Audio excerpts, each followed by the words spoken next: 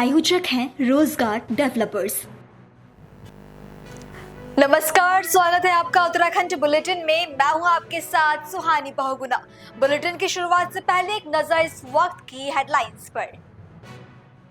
राज्य के 8 शहरों में बनेगी तेज खेल एकेडमी, लेगेसी प्लान का ड्राफ्ट तैयार। आज कैबिनेट में लग सकती है मुहर। राष्ट्र खेल संविदा पर नियुक्त 279 कोचों की 15 अप्रैल से होगी बहाली। उत्तराखंड में 1500 से अधिक दुकानों पर छापा, 2 दर्जन दुकानदारों को नोटिस, जांच समिति गठित।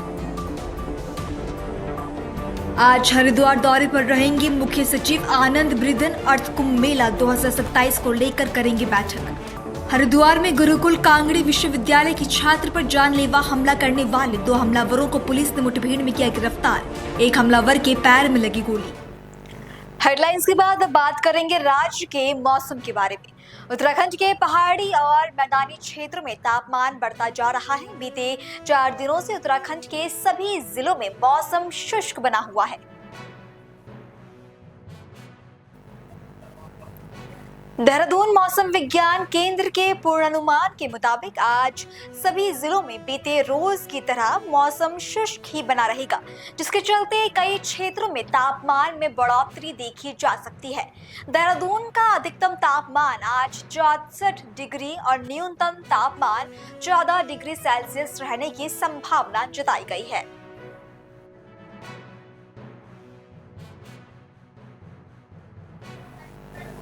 और अब बात करेंगे इस वक्त की बड़ी खबर की। आज हरिद्वार दौरे पर रहेंगे मुख्य सचिव आनंद ब्रिधन। अर्थ कुंभ मेला 2027 को लेकर करेंगे बैठक। उत्तराखंड के नए मुख्य सचिव बने हैं आनंद ब्रिधन।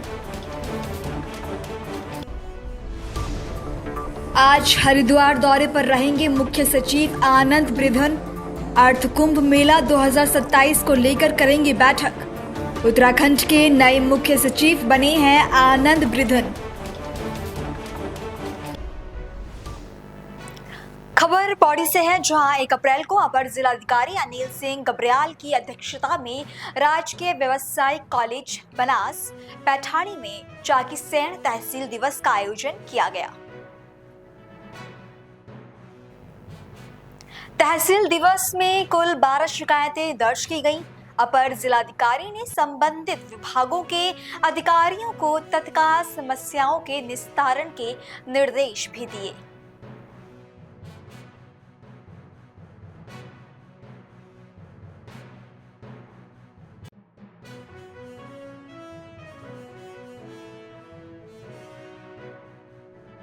देखिए, अब हम सब लोगों को ध्यान होगा कि विगत कुछ समय पहले मैंने हमारे प्रदेश के राशन डीलरों के, उनके संघों के पदाधिकारियों के साथ में और राशन डीलरों के साथ में एक बैठक रखी थी, जिसमें उनके विभिन्न कई सारे उनके मुद्दे।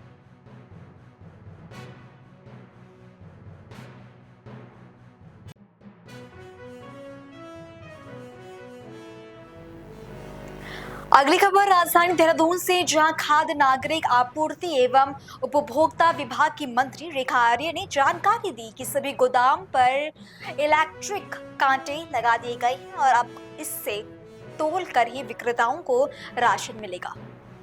देखिए, अब हम सब लोगों को ध्यान होगा कि विगत कुछ समय पहले मैंने हमारे प्रदेश के राशन डीलरों के, उनके संघों के पदाधिकारियों के साथ में और राशन डीलरों के साथ में एक बैठक रखी थी, जिसमें उनके विभिन्न कई सारे उनके मुद्दे थे, जिनके समाधान के लिए मैंने विभाग को निर्देशित करा था।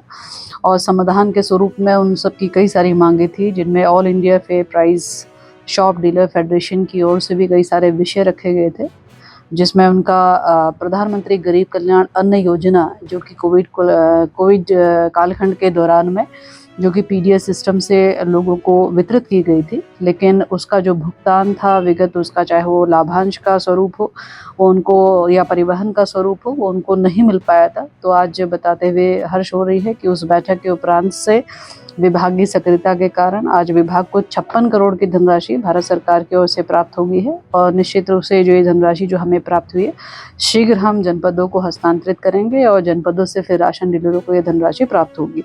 तो एक विगत लंबे समय से, यानी कि 2018-19-20 के आसपास जब कोविड का प्रभाव रहा था, तब से लेके आतिथ्य तक जो धनराशि लंबी थी, आज भारत सरकार के द्वारा दे दी गई है, जो कि मैं समझती हूँ कि राशन डीलरों के लिए एक खुशी का क्षण है। इसी के साथ ही हमारे महिला सशक्तिकरण विभाग के माध्यम से भी हमारे गेहूं आधारित पोषाहार जो है वो सस्ता गल्ला विक्रेताओं के माध्यम से आंगनबाड़ी केंद्रों में पहुंच रहा था, जिसके भी लाभांश और भुगतान की मांग जो है राशन डीलरों के द्वारा लगातार की जा रही थी, जिसका कि भुगतान नहीं हो पा रहा था। वह भी भुगतान की धनराशि हमको आज प्राप्त हो गई है, जो लगभग 5 से 6 करोड़ की धनराशि है। वह भी धनराशि जो आज हमें प्राप्त हुई, वे जल्द ही हम जनपदों को हस्तांतरित करते हुए यह भी राशन डीलरों की जो एक मांग थी वो उसकी पूर्ति जो है वह हो रही है। इसके अलावा हमारे जो राशन डीलरों के विगत अक्टूबर 2024 से लेकर दिसंबर 2024 तक का उनका जो लाभांश मद में उनकी जो डिमांड थी, उनका जो भुगतान होना था, वह भी पेंडेंसी में था। उस बैठक में दिए गए निर्देश के क्रम में आज इसका ये लाभ मिलता है कि वह भी धनराशि लगभग 8 करोड़ 63 लाख की धनराशि हमें प्राप्त हुई है, जिसे विभाग शीघ्र जो है वो जनपदों को भेजते हुए उनके अक्टूबर से लेकर दिसंबर माह तक का उनका लाभांश की भी पूर्ति जो है वो की जाएगी। इसके अलावा जो है हमारे राशन डीलरों का ये कहना था कि हमारे जितने भी गोडाउन्स हैं, उन गोडाउन में जो है धर्म काटना लगना चाहिए या फिर इलेक्ट्रॉनिक मशीन लगनी चाहिए, इलेक्ट्रॉनिक वेइंग मशीन लगनी चाहिए, और उस निर्देश का भी उस बैठक में पालन किया गया। और आज जो हमें कहते हुए खुशी हो रही है कि हमारे बड़े बड़े गोडाउन्स में जो है वो इलेक्ट्रॉनिक वेइंग मशीन जो है वो बहुत जगह पर लग गई है, और कुछ जगहों पर लगातार लगने की जो कार्रवाई है वो गतिमान है। इसके साथ ही उनकी एक और महत्वपूर्ण मांग थी कि हमारे को जिस प्रकार से राष्ट्रीय खाद्य सुरक्षा योजना के अंतर्गत में हमारे जो राशन विक्रेता हैं, उनको लगभग 180 रुपये प्रति कुंटल हम लाभांश के रूप में देते थे, लेकिन राज्यांश वाले जो हमारी SFI की योजना थी, उसके राशन विक्रय करने पर कुंटल हम उन्हें 50 रुपये दिया करते थे, जो कि बहुत लाभांश का बहुत न्यूनतम राशि थी। उसको लेके भी विभाग के अधिकारियों को हमारे द्वारा निर्देश किया गया था, और ये बताते हुए खुशी है कि यह भी प्रस्ताव शासन स्तर पर तैयार होकर आ गया है। बहुत जल्द जो है इसकी धनराशि भी 180 रुपये किए जाने के लिए विभाग ने अपना प्रस्ताव तैयार कर लिया है। बहुत जल्द ये कैबिनेट में आएगा, और निश्चित रूप से हमारे राशन डीलरों को इसमें भी एक मदद मिलेगी।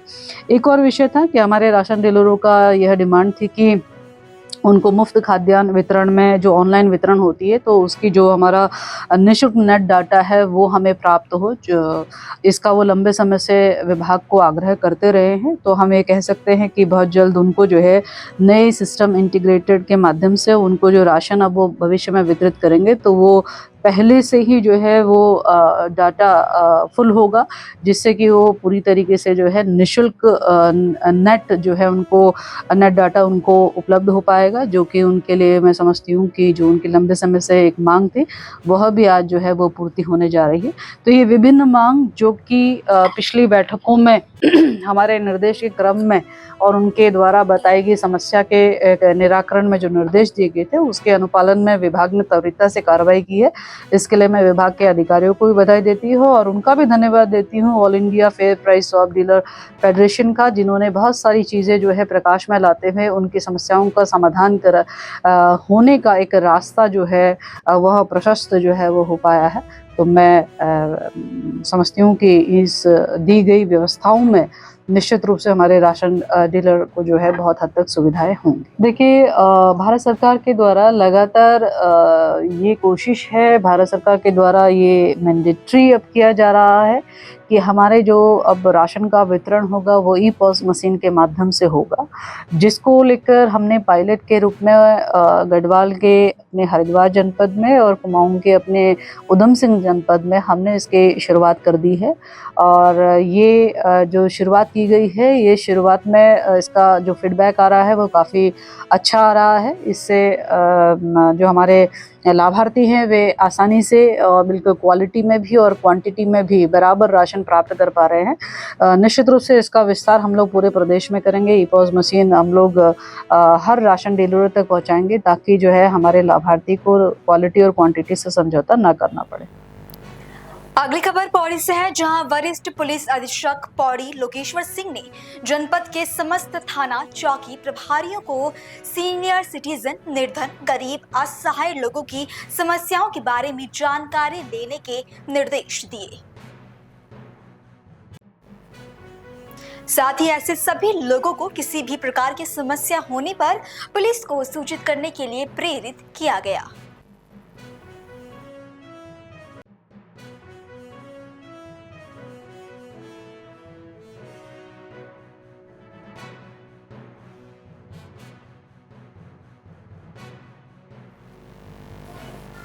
अगली खबर का रुख करेंगे। खेल प्रतिभाओं को निखारने और बच्चों के भविष्य को संवारने के लिए सरकार द्वारा कई योजनाएं चलाई जा रही है।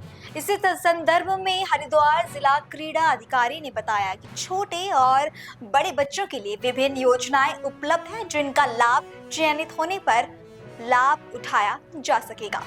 आपसे जानना चाहेंगे कि छोटे बच्चों के लिए सरकार की तरफ से खेल में क्या योजनाएं हैं और उनको क्या क्या सुविधाएं दे रही है सरकार? जी, जो छोटे बच्चे हमारे जो उद्यमान खिलाड़ी हमारे हैं, उनके लिए सरकार द्वारा माननीय मुख्यमंत्री उद्यमान खिलाड़ी योजना है। इसके अंतर्गत प्रत्येक बच्चे जो हमारे सेलेक्ट होंगे, 150 बालक और 150 बालिकाएं, उनको 1500 रुपये प्रति माह इनको स्कॉलरशिप मिलनी है। तो जो इसमें चयन प्रक्रिया है वो न्याय पंचायत लेवल से स्टार्ट है। तो जो फर्स्ट हमारा स्टेज होगा उसमें स्कूल से दो बच्चे, हमारी 6 एज कैटेगरी हैं, 8 से 9, 9 से 10, 10 से 11, 11 से 12, 12 से 13 और 13 से 14। इसमें जो 2 बच्चे प्रत्येक स्कूल से सेलेक्ट होंगे वो न्याय पंचायत स्तर में आएंगे, और न्याय पंचायत स्तर से जो सेलेक्ट होगा वो हमारा ब्लॉक में आएगा, ब्लॉक से जो सेलेक्ट होगा हमारा डिस्ट्रिक्ट में आएगा, और डिस्ट्रिक्ट में जब लास्ट ट्रायल्स होंगे उसमें 150 बालक और 150 बालिका का सिलेक्शन होना है, जिनको प्रतिमा 1500 रुपये स्कॉलरशिप दी जाएगी। और ऐसे जो बड़े बच्चे हैं जो 14 से 23 साल के हैं, उनमें भी एक योजना है जिसमें 2000 रुपये पर मंथ उनको स्कॉलरशिप दी जाती है, और 10,000 रुपये एक मुश्त दिया जाता है जो उनके किट के लिए, उनके इक्विपमेंट के लिए, उनकी डाइट के लिए है। और इसमें जो हमारे 24 साल तक के जो बच्चे हैं उसको प्रतिभा कर सकते हैं, और जो हमारे बच्चे हैं उनको स्पेसिफिक गेम है इसमें, जो जैसे फुटबॉल है, बास्केटबॉल है, टेबल टेनिस है, बैडमिंटन है, judo, karate, taekwondo, volleyball, kabaddi. तो इन गेमों में बच्चे पार्टिसिपेट कर सकते हैं। इसमें ब्लॉक लेवल में बैटरी टेस्ट के माध्यम से इनका सिलेक्शन किया जाता है, और फिर जब ये सिलेक्ट होकर डिस्ट्रिक्ट में आते हैं तो इनका बैटरी प्लस जो स्किल होती हैं गेम की, उसको देखते हुए इनका चयन किया जाता है। और जो चयनित होंगे इसमें 100 बालक और 100 बालिकाएं इनको चयनित किया जाएगा, और इनको फिर स्कॉलरशिप दी जाएगी प्रतिमा। Thank you. खबरों का सिलसिला आगे भी जारी है, फिलहाल रुकेंगे एक छोटे से ब्रेक के लिए।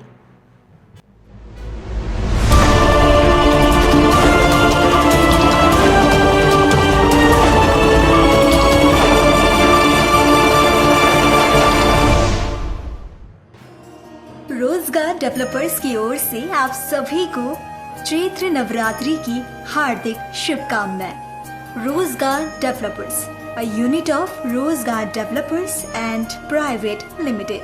घर वही जहां हो आपका भरोसा। पिछले 15 सालों से आपके सपनों का घर हमारी प्रतिबद्धता।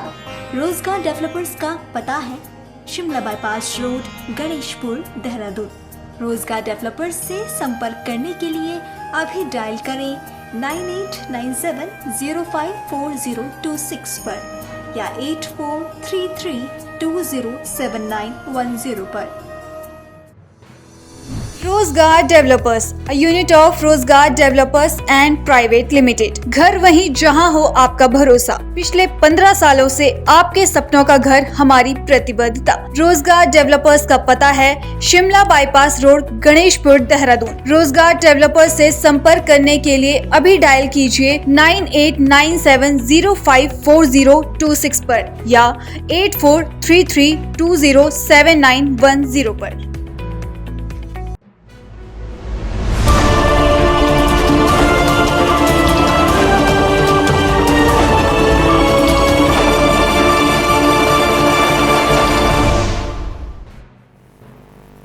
ब्रेक के बाद आपका बुलेटिन में फिर से स्वागत है।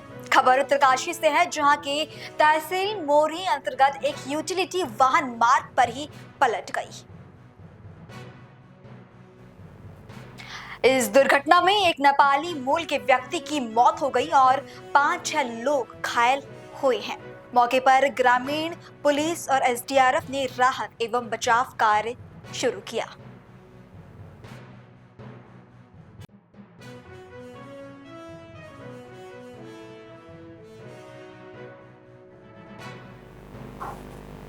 ऋषिकेश से बीजेपी विधायक और पूर्व वित्त मंत्री प्रेमचंद अग्रवाल ने उत्तराखंड में मुख्यमंत्री पुष्कर सिंह धामी द्वारा हरिद्वार, देहरादून और उधम सिंह नगर जिलों में कई स्थानों के नाम बदले जाने पर प्रसन्नता व्यक्त की। साथ ही पूर्व मंत्री ने केंद्र सरकार और राज्य सरकार से अनुरोध किया कि राज्य में चौराहों और क्षेत्रों के नाम भी सर्वोच्च बलिदान देने वाले सैनिकों के नाम पर बदले जाने चाहिए। देखिए, ये हमारी देवभूमि है, ये हमारी वीरों की भूमि है और इस प्रकार के नाम को परिवर्तित करना एक ऐतिहासिक फैसला माननीय मुख्यमंत्री जी का है। मैं उनको बधाई दे रहा हूँ। माँ गंगा के पावन तट से उनको मैं बहुत शुभकामनाएं दे रहा हूँ। ये हमारा नववर्ष चल रहा है, नवरात्रि चल रहे हैं। ऐसे टाइम पे इस प्रकार के कार्य और भी फलदायी होंगे और निश्चित रूप से ये संस्कृति को बढ़ाने वाला है। हमारी जो ऐतिहासिक धरोहर है, ऐतिहासिक हमारे लोग हैं, महापुरुष हैं, उनके नाम से सड़कों का नाम रखना, मार्ग का नाम रखना अपने आप में बहुत ही गर्व की बात है। मैं इनसे एक और प्रार्थना कर रहा हूँ कि क्यों ना हम अपने जो उत्तराखंड के शहीद हैं या उत्तराखंड में ऐसे हमारे यहाँ और भी महापुरुष हुए हैं, उन सब वीरांगनाएं हुई हैं, उन सबके नाम पे भी जो शेष बचे ऐसे सड़क या ऐसे मार्गों के नाम जो गुलामी दर्शाते हैं या किसी और चीज़ की उनसे परिचय होता है, तो उसको बदलने का काम करें। तो स्वाभाविक रूप से आने वाली पीढ़ी फिर जिस व्यक्ति के नाम से, जिस महापुरुष के नाम से, जिस शहीद के नाम से, जिस उत्तराखंड शहीद के नाम से वो नाम रखे जाएंगे, तो आने वाली पीढ़ी उसको याद रखेगी और निश्चित रूप से इसका एक बहुत बड़ा संदेश जाएगा। ये प्रार्थना मैं पतित पावनी माँ गंगा के पावन तट से उनसे मैं करना भी चाह रहा हूँ। अगली खबर उत्तरकाशी से है, जहां के विश्व प्रसिद्ध गंगोत्री नेशनल पार्क के गेट अगले 6 महीने के लिए पर्यटकों के लिए खोल दिए गए हैं।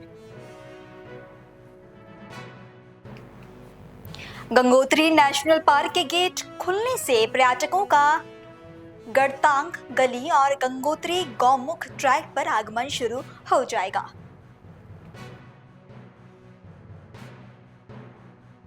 1 अप्रैल 2025 को हमारे जो है गंगोत्री नेशनल पार्क जो है पर्यटकों के लिए खोल दिया गया है।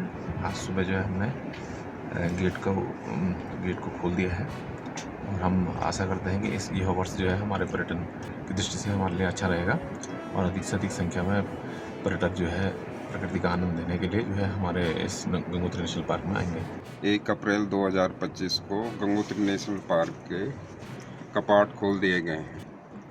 इस वर्ष आशा है कि अधिक मात्रा में, अधिक संख्या में पर्यटक आएंगे और गंगोत्री नेशनल पार्क के दीदार करेंगे। जैसे कि ये गंगोत्री गौमुख वाला ट्रैक है, उस पे अभी भारी हिमपात होने के कारण बड़े बड़े ग्लेशियर्स व भूस्खलन हुआ है, जिस कारण से अभी उसे मरम्मत किया जा रहा है और रास्ते को खोलने में अभी थोड़ा वक्त लगेगा और हम कोशिश कर रहे हैं जल्दी से जल्दी इस मार्ग को पर्यटकों के लिए खोल दिया जाए। वहीं वक्फ संशोधन बिल आज लोकसभा में पेश किया जाएगा। केंद्र की एनडीए सरकार दोपहर 12 बजे बिल को लोकसभा में लाएगी। आज ही वोटिंग होगी और ये तय माना जा रहा है कि मोदी सरकार अपने तीसरे कार्यकाल के सबसे अहम बिल पर आज जीत हासिल कर सकती है। वक्फ संशोधन बिल को लेकर उत्तराखंड मदरसा शिक्षा बोर्ड के अध्यक्ष मुफ्ती शमूल काजमी का भी बयान सामने आया है, सुनिए। वक्फ संशोधन 2024 जो बिल आज पार्लियामेंट के अंदर पटल पर रखा जाएगा, मैं समझता हूं कि ये एक ऐतिहासिक पल होंगे। देश की आज़ादी के बाद जिस तरह से कांग्रेस पार्टी ने इस देश के अंदर शासन किया और मुसलमानों को वोट बैंक बनाने के जितने भी जतन हो सकते थे वो किए। आज जो वक्फ संशोधन बिल की मुखालफत में लोग सड़कों पर हैं, ये वही लोग हैं जिन्होंने अपने कार्यकाल के अंदर जो 60 साल का कार्यकाल कांग्रेस का रहा है, ये कांग्रेस के मीडिएटर बन करके और मुसलमानों को एक वोट बैंक बना करके उनके पीछे खड़े रहे और पूरे 60 साल के अंदर वो वक्फ प्रॉपर्टी जो गरीबों के लिए दान की गई थी, बेवाओं के लिए, यतीमों के लिए, ज़रूरतमंदों के लिए, उसका कोई इस्तेमाल नहीं हुआ, बल्कि इनके बड़े बड़े मॉल, बड़े बड़े इनके ऑफिस उस पर आज स्थापित हैं। और इन्होंने एक बहुत बड़ा षड्यंत्र ये किया है कि देश के भोले भाले मुसलमानों को पहले तो एजुकेशन से काटा, मेन स्ट्रीम से वो जुदा हो गए। यही इनका मंशा था कि ये एजुकेटेड ना रहें ताकि हम इन्हें वोट बैंक बनाए रखें। और इनके जो कारोबार थे या जो इनके कार्यकलाप थे उसमें कांग्रेस पार्टी ने अपने ज़माने में भरपूर मदद की और उसका नतीजा ये है कि जितने वक्फ बोर्ड गठन हुए उन सब वक्फ बोर्डों में मुसलमान ही चेयरमैन थे, मुसलमान ही मुतवल्ली थे। वो तो गरीब से अमीर बन गए। अगर आप तमाम वक्फ बोर्ड के अध्यक्षों का आप ब्यौरा खंगालेंगे तो आपको ये मालूम हो जाएगा कि उनकी पहले की आय कितनी थी और आज की आय कितनी है। तो वो तो फकीर से अमीर बन गए और जो बेचारे गरीब थे वो गरीब के गरीब रह गए। आज देश के प्रधानमंत्री श्री नरेंद्र मोदी जी ने और हमारे minority affairs minister Shri Kiran Rijiju जी ने इसके ऊपर गहन विचार करके उसके ऊपर लाखों लोगों के व्यूज़ लेकर के जेपीसी चेयरमैन जगदम्बिका पाल को, ये जो senior most member of parliament हैं, उनको उसका चेयरमैन बना करके सारी चीज़ों को, तमाम जितने स्टॉक होल्डर हैं, जितने स्टेट हैं, सब जगह वो गए, एक दूसरे के ख्यालात को जाना। और आज मैं समझता हूँ कि जब अभी तक ये पार्लियामेंट के अंदर अभी रखा नहीं गया था, उससे पहले ही जो लामबंदियाँ हो रही हैं वो उन खदशों को सामने रख करके की जा रही हैं कि इनसे उस प्रॉपर्टी का अधिकार छिन जाएगा और जो सही लोग होंगे, जो उसका मंशा है, जिन दानियों ने दान किया था, उस पर काम होगा। तो उससे तमाम जितने ये ऑर्गेनाइजेशन हैं, मुस्लिम पर्सनल लॉ बोर्ड हो या अन्य हो, वो सब बौखलाए हुए हैं। अगली खबर का रुख करेंगे। देहरादून में कुट्टू का आटा खाने से रविवार शाम से अब तक करीब 350 लोग बीमार हुए हैं। अधिकारियों द्वारा बताया गया है कि मिलावटी कुट्टू यूपी के सहारनपुर से देहरादून में सप्लाई किया गया था। हालांकि प्राप्त जानकारी के अनुसार अब ज्यादातर लोगों के स्वास्थ्य में सुधार हुआ है और उन्हें अस्पताल से छुट्टी भी मिल गई है। मामले में जिला प्रशासन ने कार्यवाही करते हुए कई दुकानों को सील भी कर दिया है। प्रातः सूचना प्राप्त हुई थी कि दून हॉस्पिटल कोरोनेशन में काफ़ी सारे ऐसे लोग आ रहे हैं, एडमिट हो रहे हैं, जिनको पेट दर्द, वोमिटिंग और घबराहट की शिकायत हो रही है। तो इसमें प्राथमिक जांच की गई तो पता चला कि इन्होंने जो व्रत का आटा, जो जिसे कुट्टू का आटा कहते हैं, इसका सेवन किया था। उसके बाद से रात्रि में इनकी या कुछ की सुबह उसके रिएक्शन के कारण तबियत खराब हुई। जैसे ही ये सूचना मिली तत्काल ही इसमें संबंधित सभी विभागों से समन्वय बनाया गया और पुलिस द्वारा जो प्राथमिक इसमें जानकारी पूछताछ भी लोगों से की गई, जो लोग एडमिट हो रहे थे, कि उन्होंने कहाँ से आटा खरीदा हो, जिससे हम सोर्स का पता कर सके। इस तरह पुलिस ने विद इन 2 आवर्स जो है 22 दुकानों को ऐसा चिन्हित किया जहाँ पर विभिन्न तरह के लोगों ने जाकर आटा खरीदा था, उसका सेवन किया था, जिसके बाद उनकी तबीयत थोड़ी खराब हुई थी। इसको देखते हुए माननीय मुख्यमंत्री जी द्वारा विजिट करके सभी दुकानों पर जो है कार्रवाई की गई और सभी 22 दुकानों पर लगातार पुलिस प्रशासन की संयुक्त टीम, खाद्य विभाग की टीम ने रेड करके सभी जितने भी आटे और इसका तरह खाद्य पदार्थ है वो उसको जब्त कर लिया। ऐसे लोग जो वहाँ बेचने वाले थे उनको थाने में पूछताछ के लिए बैठा लिया गया है पूरी अभी तक प्राथमिक पूछताछ से पता चला है कि इसका कोई मेन सप्लायर जो सहारनपुर का है, इसमें एसएसपी सहारनपुर साहब से और डीएम साहब से भी वार्ता कर ली गई थी और तत्काल उनके द्वारा भी टीम भेजकर वहां पर जो उनकी सप्लाई चेन है, गोदाम है या जो भी वहां से बन के आता है उसको भी सील करने की कार्रवाई की जा रही है। एक टीम यहाँ से सहारनपुर भी रवाना कर दी गई है। पहली प्राथमिकता है कि जो भी हमारे पेशेंट्स आए जिनका अभी नॉर्मल है, सभी की विजिट कर ली गई है और यहाँ पर सभी कुछ नॉर्मल पेशेंट्स में ऐसा कोई बहुत सीरियस इम्प्लीकेशंस नहीं दिखाई दिए, बट ये इसका और कोई उपयोग ना करें और किसी की तबीयत आमजन की खराब ना हो, उसको देखते हुए अपील भी की गई है। दुकानों के हमने नाम भी सर्कुलेट किए हैं, जिससे कि व्यक्ति अगर वहां से उन्होंने व्रत का कोई आटा वगैरह खरीदा है तो उसका तत्काल कोई सेवन ना करे और इसमें पैनिक होने की जरूरत नहीं है और सभी चीजें सामान्य हो जाएंगी। लेकिन जहां भी सप्लाई हुई है सभी जगह हमारी टीमों ने उनको दुकानों को रेड करके सील कर दिया है। फिलहाल बुलेटिन में इतना ही। देश और दुनिया की बाकी तमाम खबरों के लिए आप देखते रहें पल्स 24 न्यूज। नमस्कार। इस प्रोग्राम के प्रायोजक थे रोजगार डेवलपर्स।